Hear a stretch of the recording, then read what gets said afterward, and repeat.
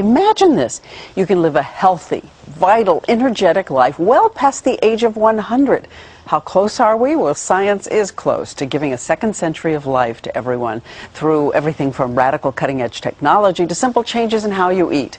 And Dr. Mehmet Oz, the Oprah Show health expert, is going to be doing a full episode with her on this revolutionary topic tomorrow. But he sat with us right here and is giving us a sneak peek. It's a little-known fact that Dr. Mehmet Oz is actually 180 years old, but he is here today to tell us that. Hello. How are you? Okay, let's get started. Are you saying we're actually looking at the possibility that 99 is the new 50? It is a true, and in fact, what we're really talking about is this whole concept of extreme longevity. Okay, what do we know for sure today that we can do? Well, first of all, we know there's a chemical called sirtuin that tells the body to live longer. Then what's the best mechanism? It turns out that if you take rodents and you cut down their caloric intake, it's called calorie restriction, by a third, they'll live a third longer. Imagine that. And humans who are doing calorie restriction, when they're studied, show a rejuvenation of their arteries, of their hearts. They actually begin to behave like they're younger than they really are. Okay, talk to us calories then. What does that mean to cut for a human? How many calories can you have a day and how many should you cut back? Well, most of us can't cut a third of our calories. That's impossible. But the good news is that you can cut 15% of your calories out and you can still get most of the benefits. So I did a little experiment with you, Diane. Yes. Right? As beautiful and as suave and youthful as you are, I figured Yeah. you're doing something right. So I thought you're probably taking in about 2,000 calories a day. So if I cut 15% of that out, and if you look at the table next to you, this is an example of what calorie restriction would look like for you. So we have Without that. without the soda and the donuts. And I point that out because if I add the soda and the donuts, that total table is now 2,000 calories. But just cutting out those two items, which are nutrient empty, calorically rich, will get you to the 1,700 calories. So you've got salmon there, you've got fresh vegetables, you haven't got a potato, but there's no cream on it. There's a dessert, a low-fat dessert. Low-fat yogurt, the frozen yogurt. By cutting 15% a day down to 1,700 a day, I could live, we think, an extra 30 years or so. But that same chemical sirtuin can be turned on with other mechanisms. And one of them is one you're going to want to hear about. A lot of folks know that red wine has been purported to be good for you. Well, it turns out that red wine is red because of a chemical in it called resveratrol. And so one of the ways that we think red wines benefit health is by turning on that same anti-aging chemical. Oh, really? But how much? Because we keep hearing the conflicting studies that if you drink more than 7, 8, 9, 10 glasses of wine a week, you're at increased risk for some cancers, women especially. Well, for women, I would not drink more than a glass of wine or any alcohol a day.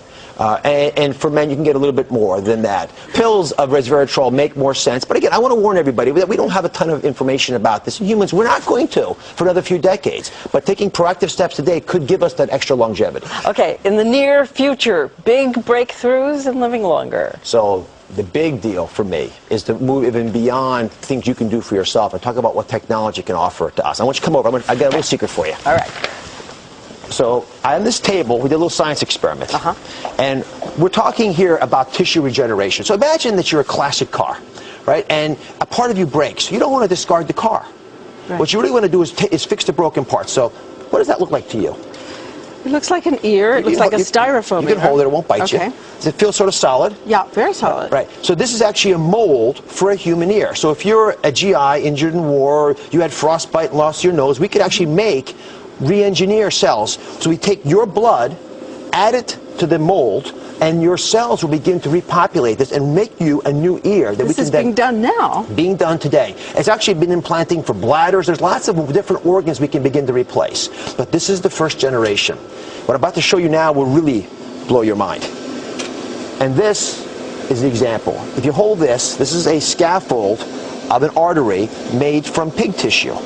Right? Now, if I take that, you can see through, you can use it as a straw. So if I take that and I add a little bit of your cells to it, your blood, and then I put it into a pump so it actually is feeling the pressure that an artery would feel, I can make you a new artery. You see pulse in there? No kidding. And look at this. This is the same technique done with a valve. And if you look from up top here, take a look from up top, you can see the valve open and close. Oh, yes. So take this one generation further. I can now begin to take an organ, take the cells of the animal out of it, put your cells into it, and I can grow you a heart. It's been done. I can grow you a liver, a pancreas, a spleen, a lung, anything. And this technology for recreating organs for us is going to give us that booster rocket into the second century of life. So if calorie restriction and new insights about how chemicals like resveratrol could turn on systems for anti-aging in your body fail, and something breaks, you can replace it. Replacement parts when your warranty is getting a little old. And how soon, realistically, before you think a pancreas or something complicated like a liver could be ready for replacement, your own cells? Single-digit years. And that's the big breakthrough. It is increasing so rapidly. When I went down to the Wake Forest Regeneration Lab, which is where all this material came from, it absolutely blew my mind. And the other person's mind that blew actually is Oprah's.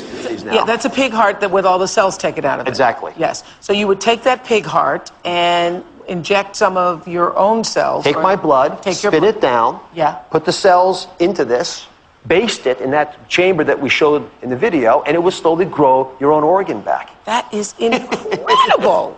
Don't y'all think that's incredible? That is To see her just absolutely as fascinated as I was means that this stuff really can capture our imagination. And where our imagination goes, our science will follow. What about replacing a brain? I'm not kidding. Could you grow a brain? You know, go with that beautiful new body? You could probably grow parts of the brain. So, for example, we could cure Parkinson's or memory loss or spinal columns. But, you know, Diane, you are who you are. And I don't know if you want to have a new infrastructure for that. You probably want the software that you've accumulated. All right. Well, you're going to do more with Oprah tomorrow. We've got lots of cool stuff. We're going to do hyperbaric oxygen, infrared sauna baths, lots of cool things about extreme longevity. It is here. It is now.